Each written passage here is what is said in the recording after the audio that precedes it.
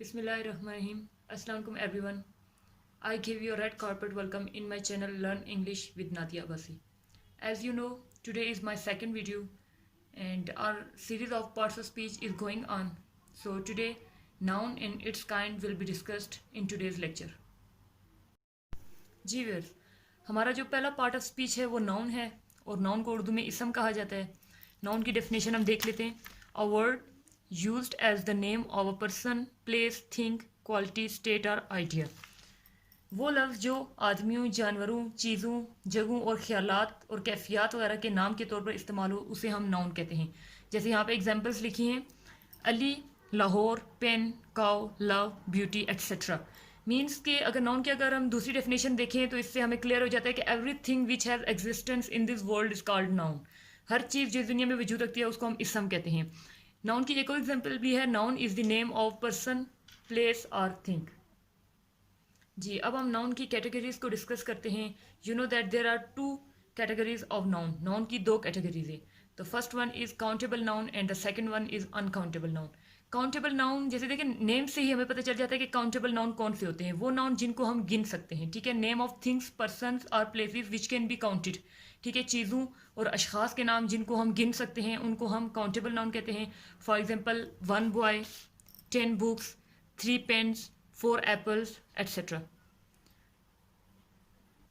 जी, second जो category है noun की वो है अनकाउंटेबल नाउन. मीन्स कि वो नाउन जिनको गिना नहीं जा सकता. ठीक है, उनको हम अनकाउंटेबल नाउन कहते हैं. इसकी डेफिनेशन हम देख लेते हैं. Name of material, liquid, substances, abstract ideas etcetera which do not see as separate objects and thus do not counted them. इसकी अब अगर हम डेफिनेशन देखें तो इस तरह बनेगी कि धातु, मायात और मादा जात के नाम जिनको गिना नहीं जाता, इनकी जमा फॉर्म अमूमन नहीं होती और इनको हम नापते या तोलते हैं, गिनते नहीं, और इनसे पहले 1, 2, 3 भी नहीं लगाते. फॉर एग्जांपल यहाँ पे देख लें, जैसे हो गया वाटर. अब देखिए, वाटर को हम काउंट नहीं कर सकते. ठीक है, जैसे हो गया वुड, वुड को हम काउंट नहीं कर सकते. Sand, honesty etcetera. ये जो नाउन्स होते हैं ये इनमें एब्स्ट्रैक्ट नाउन भी आ जाते हैं, इनमें मटेरियल नाउन भी आ जाते हैं. ठीक है, तो इनको हम गिन नहीं सकते, इसलिए ये अनकाउंटेबल नाउन कहलाते हैं. जी फ्रेंड्स, होप सो कि आपको काउंटेबल एंड अनकाउंटेबल का डिफरेंस पता चल गया और समझ भी आ गई है. And the one thing that is very important that I want to discuss with you related countable and uncountable noun is, and this is the most important point to be noted, many and much का use. ठीक है, ये many and much का use इसका बहुत वसी इस्तेमाल है. इंशाल्लाह नेक्स्ट वीडियो में मैं आपसे डिस्कस करूँगी, लेकिन यहाँ पर मैं आपको जनरल एक बता देती हूँ बात कि मैनी जो होता है वो हमेशा हम काउंटेबल नाउन से पहले यूज़ करते हैं. ठीक है, वो नाउन जिनको हम गिना जा सकता है उनसे पहले हम मैनी यूज़ करते हैं. And much is use before uncountable noun, क्योंकि अनकाउंटेबल नाउन जो होते हैं उनको हम गिन नहीं सकते, उनको हम नापते या तोलते हैं, तो उससे पहले जो है ना उनकी क्वांटिटी मालूम करने के लिए हम मच का यूज़ करते हैं. जी, नेक्स्ट हम डिस्कस करते हैं kinds of noun. There are 6 kinds of noun. Noun जो है उसकी 6 काइंड्स होती हैं. And the first one is proper noun. In Urdu it's called इसमें मार्फा. ठीक है, प्रॉपर नाउन उसको उर्दू में हम कहते हैं इसमें मार्फा. इसकी हम डेफिनेशन देख लेते हैं. Name of a particular person, place और थिंग. जी, किसी ख़ास शख्स, जगह या चीज़ के नाम को हम इसमें मार्फा कहते हैं.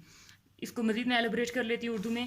वो लफ्ज़ जो किसी आदमी, जगह या मुल्क वगैरह का खुसूसी नाम हो जिससे वो शख्स या शहर वगैरह दूसरों से अलग पहचाना जाए, इसे उर्दू में इसमें मार्फा कहते हैं. मीन्स कि जो नेम हम किसी शख्स, जगह या चीज़ के लिए यूज़ करते हैं और उससे उसकी आइडेंटिटी शो होती है. ठीक है, उससे हमें उसकी शिनाख्त, उसके बारे में पता चलता है कि वो चीज़ है क्या, तो उसको हम कहते हैं प्रॉपर नाउन. फॉर एग्जाम्पल आप देखें अली. अली अब देखें एक शख्स का नाम है. इससे एक फॉर एग्जाम्पल एक लड़का है, उसका नेम अली है, तो उससे उसकी शिनाख्त, उसके नेम से उसकी शिनाख्त होती है, तो इसको हम कहते हैं proper noun. Next one is Paris. Paris means कि एक जगह का नाम है. नेक्स्ट इज़ मरी and next word is Pakistan etcetera. तो इस तरह वो अल्फाज जो कि किसी शख्स, जगह, चीज़ की शिनाख्त के लिए यूज़ होते हैं उनको हम कहते हैं proper noun. The next kind of noun is common noun. Next जो नाउन की काइंड है उसको हम इसमें आम या इसमें नकरा कहते हैं. और अरबी में वैसे इस वर्ड को नकेरा पढ़ा जाता है, लेकिन उर्दू में नकरा ही इसको पढ़ा जाता है. एंड इसकी हम डेफिनेशन देख लेते हैं. Name which refers commonly to a large number of things of similar kind. जी, उर्दू में अब इसकी डेफिनेशन देख लेते हैं कॉमन नाउन की.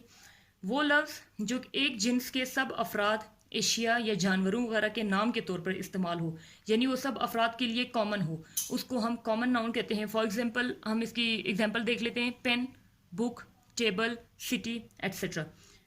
इसके अलावा काउ हो गया, horse, country, man, boy, means कि जो एक जिन्स के सब अफराद या एशिया या जानवरों वगैरह के नाम के तौर पर इस्तेमाल हो, यानी वो सब के लिए, सब अफराद के लिए या सब चीज़ों के लिए कॉमन हो, इसको हम कॉमन नाउन कहते हैं। नेक्स्ट हमारी जो काइंड है नाउन की वो है कलेक्टिव नाउन। और कलेक्टिव नाउन की हम डेफिनेशन देख लेते हैं। Name given to a collection of things और अ ग्रुप ऑफ पीपल और animals regarded as a whole, इसको हम कलेक्टिव नाउन कहते हैं। इसको उर्दू में मैं एलोबरेट करती हूँ। मुख्तलिफ अफराद या एशिया के ग्रोह या मजमूए को इज्तिमाई तौर पर एक ही नाम दिया जाए तो उसको हम कलेक्टिव नाउन कहते हैं, ठीक है। फॉर एग्जांपल हम देखिए क्लास, अब देखिए क्लास में स्टूडेंट्स बैठे होते हैं, जितने भी 20-25 स्टूडेंट्स बैठे हो, लेकिन एज अ होल हम उसको एक नेम दे देते हैं, तो उसको क्लास हम नेम देते हैं, तो ये हो गया हमारा कलेक्टिव नाउन। जैसे आर्मी हो, आर्मी में मुख्तलिफ अफराद होते हैं, ठीक है, उसको हम एक नेम दे देते हैं, कलेक्टिव नाउन वो कहलाता है। इस तरह क्राउड हो गया, हजूम, ग्रुप हो गया, एंड हर्ड ऑफ कैटल, और मवेशियों का जो रेवड़ हो, हर्ड जो होता है, मवेशी जो होते हैं ग्रुप की फॉर्म में, उसको हम हर्ड कहते हैं, तो ये हमारा। नेक्स्ट हमारी नाउन की जो काइंड है वो है material noun. Material noun a word used to name matters और substances used in making things. इसकी हम उर्दू में डेफिनेशन देख लेते हैं। मादू, धातु और ऐसी एशिया के नाम जिनसे और चीज़ें बनाई जाती हैं, ठीक है, तो वो ये स्पेसिफिकली मादू, धातु और कुछ दूसरी चीज़ें होती हैं, ठीक है, जिनसे हम मज़ीद और चीज़ें बनाते हैं, उनको हम मटेरियल नाउन कहते हैं। फॉर एग्जांपल इसकी एग्जांपल्स हम देख लेते हैं। जैसे है गोल्ड, वूल, सिल्क, इसके अलावा शुगर, वाटर, कॉटन एट्सेट्रा। अब देखें, गोल्ड से हम ज्वेलरी बनाते हैं, वूल से हम बनाते हैं मुख्तलिफ चीज़ें, सिल्क यूज़ होता है, इस तरह शुगर, राइस हो गए, इससे हम ईटिंग मटेरियल बनाते हैं, और कॉटन, ठीक है। तो मीन्स कि वो नाउन जिनसे हम मज़ीद चीज़ें बनाते हैं उनको हम मटेरियल नाउन कहते हैं। नेक्स्ट जो हमारी नाउन की काइंड है वो है abstract noun. Abstract noun name given to ideas, feelings, qualities, characteristics which have no material existence. तो इसका क्या है डेफिनेशन कि जज्बात, महसूसात, कैफियत, ख्यालात, हालात, खसूसियात वगैरह का नाम जिनका मादी तौर पर कोई वजूद नहीं है, इनका तल्लक हमारी सोच और जहन से होता है। तो जी व्यूअर्स, वो तमाम नाउन जो जिनका तल्लक हमारे कॉग्निशन, हमारी कॉग्निटिव एबिलिटी से होता है और जिनका मटेरियल एग्जिस्टेंस नहीं होती, मीन्स कि हम उनको छू नहीं सकते, हम उनको देख नहीं सकते, ठीक है, जिनका तल्लक हमारे जहन और हमारे ख्याल, हमारी सोच से होता है, उनको हम एब्स्ट्रैक्ट नाउन कहते हैं। फॉर एग्जांपल इसकी एग्जांपल्स हम देखें तो हमें समझ आ जाती है। जैसे देखिए ब्यूटी, लव, सॉरो, इसके अलावा player, wisdom, death, pain, rest etcetera. अब देखिए ये जो सारी हमारी जो कैफियत या जो हमारे ख्यालात हैं या महसूसात हैं, इनको अब देखिए हम ना तो हम टच कर सकते हैं, ना ही हम इनको देख सकते हैं, ठीक है, ये हम महसूस कर सकते हैं। फॉर एग्जांपल अगर कहीं पेन है तो हमें पेन नज़र नहीं आता, बल्कि हम उस पेन को फील करते हैं। इसी तरह के अगर फॉर एग्जांपल एक पर्सन ऑनेस्ट है तो हम उसकी ऑनेस्टी को देख नहीं सकते, छू नहीं सकते, बल्कि उसके एक्शन से, उसके अमाल से, ठीक है, हम उसकी ऑनेस्टी जो उसको फील करते हैं। इस तरह जो सॉरो, गम होता है, या जो डेथ होगी, ब्यूटी होगी, इन चीज़ों को हम महसूस करते हैं और इनका तल्लक हमारी कॉग्निशन से होता है, हमारे जहन और हमारे ख्याल से होता है, तो इनको हम एब्स्ट्रैक्ट नाउन कहते हैं।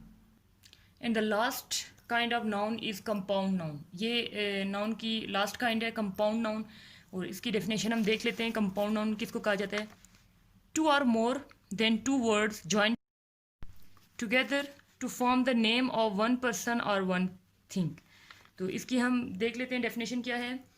दो या ज़्यादा अल्फाज मिलकर एक आदमी या चीज़ का नाम बने, दो या ज़्यादा अल्फाज के मिलने से एक आदमी या चीज़ का नाम बने तो उसको हम कंपाउंड नाउन कहते हैं, ठीक है। फॉर एग्जांपल इसके हम एग्जांपल्स देख लेते हैं। Class fellow, magic stone, walking stick, bedsheet, bus driver etcetera.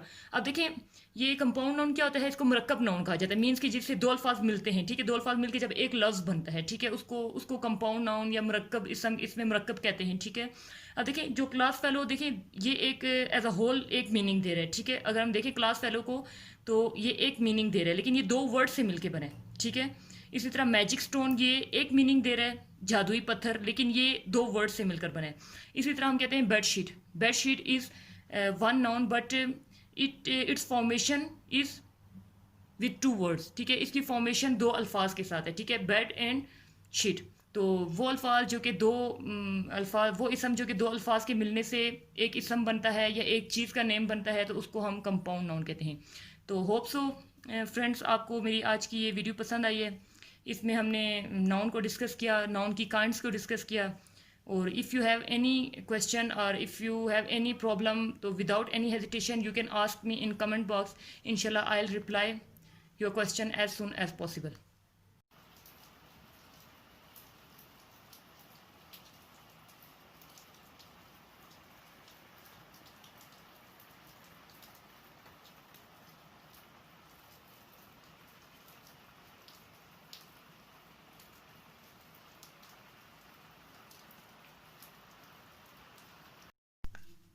जी फ्रेंड्स, तो ये हमने पहले जो आज का जो हमारा फर्स्ट था पार्ट था वीडियो का, उसमें हमने नाउन एंड इट्स उसकी काइंड को हमने डिस्कस किया। तो मैं आपको बताती चलूँ कि मेरी हर वीडियो में, ठीक है, ये हमारी सीरीज चल रही है पार्ट्स ऑफ स्पीच की, लेकिन मेरी हर वीडियो जो पार्ट ऑफ स्पीच पे एंड होगी, फॉर एग्जांपल आज हमने नाउन को डिस्कस किया, तो नाउन के बाद मेरा सेकंड पार्ट, हर वीडियो का सेकंड पार्ट होगा, जिसमें मैं आपसे vocabulary and sentences, daily use के सेंटेंसेस डिस्कस करूंगी सिचुएशन के लिहाज से, ठीक है।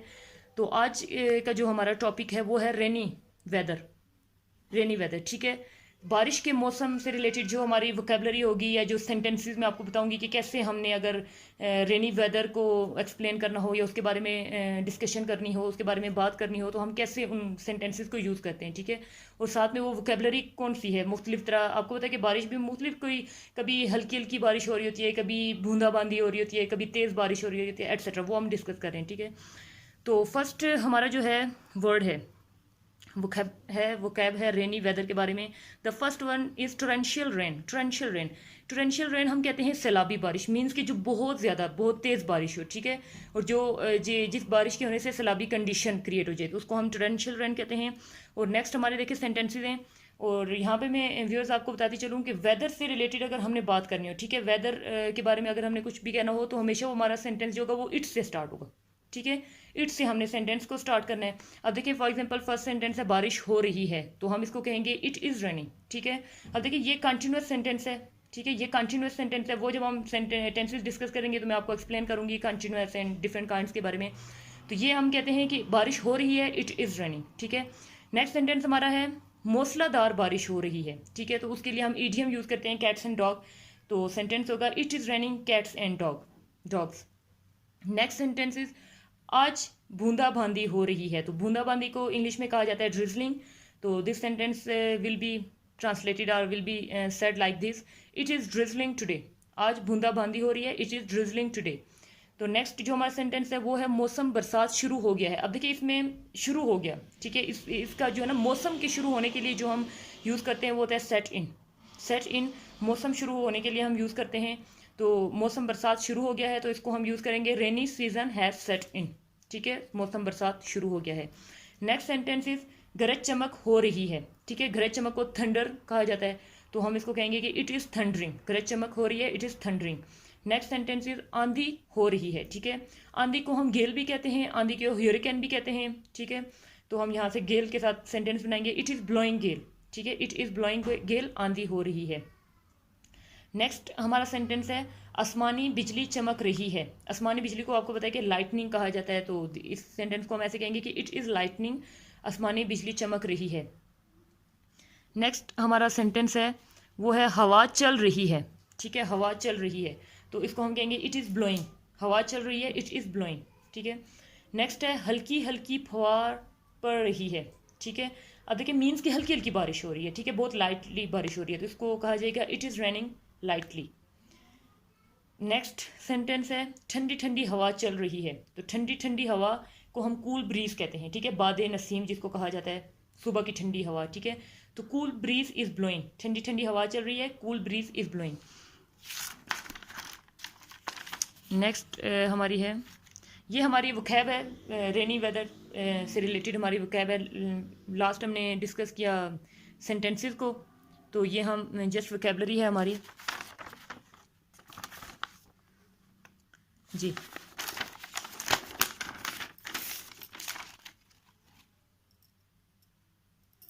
ये हम करते हैं, देखें फर्स्ट जो हमारा वर्ड है, पहले हमने पढ़ा था टोरेंशियल रेन, सैलाबी बारिश। देखिए नेक्स्ट है ड्रिजल, ड्रिजलिंग। ये मैंने सेंटेंस में भी आपको बताया कि इट इज़ ड्रिजलिंग टुडे, आज बूंदाबांदी हो रही है, तो बूंदाबांदी को इंग्लिश में हम कहेंगे ड्रिजल। नेक्स्ट है बारिश की बौछार, ठीक है, बारिश की बौछार बहुत ज़्यादा, मीन्स कि बहुत तेज़ और बहुत ज़्यादा बारिश जो होती है, इसको हम कहते हैं shower, SHOWR, shower. Scattered, next word है स्कैटर्ड शावर। स्कैटर्ड शावर का मतलब होता है हल्की फुल्की बारिश, ठीक है, मीन्स लाइटली, जैसे मैंने लास्ट सेंटेंस में आपको बताया कि हल्की हल्की बारिश हो रही है, इट इज़ रेनिंग लाइटली। तो यहाँ पे जो वकैब है इसकी है वो स्कैटर्ड शावर, हल्की फुल्की बारिश। नेक्स्ट हमारा जो वर्ड है वो है डाउनपोर।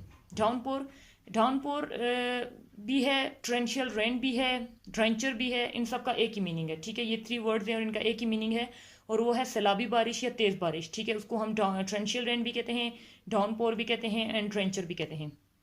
नेक्स्ट जो हमारा वर्ड है वो है rain storm. Rain storm means आंधी तूफान वाली बारिश, ठीक है। जो हम एक ऐसी बारिश भी होती है जिसमें गरज चमक हो रही होती है, आंधी हो रही होती है, बहुत तूफान, ठीक है, बहुत तेज़ हवाएं चल रही होती है, तो उसको हम कहते हैं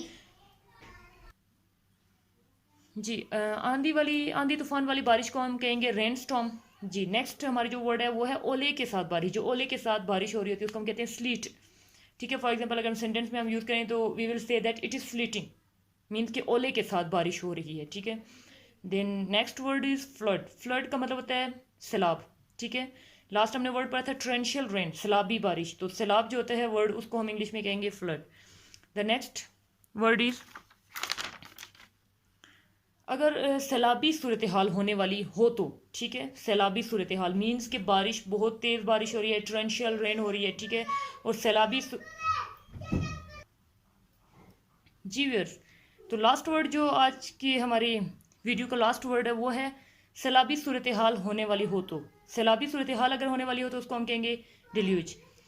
तो होप सो कि आपको मेरी आज की वीडियो पसंद आई है। प्लीज़ मुझे अपने मेरे कमेंट्स में ज़रूर बताइएगा कि आपको मेरी आज की वीडियो कैसे लगी।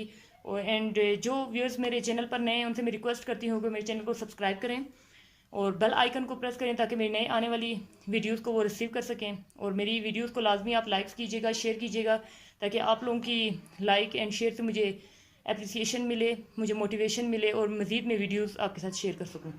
तो इंशाल्लाह नेक्स्ट वीडियो में मैं एक बहुत ही इंफॉर्मेटिव लेक्चर के साथ वापस आऊँगी। तब तक के लिए अल्लाह हाफिज़।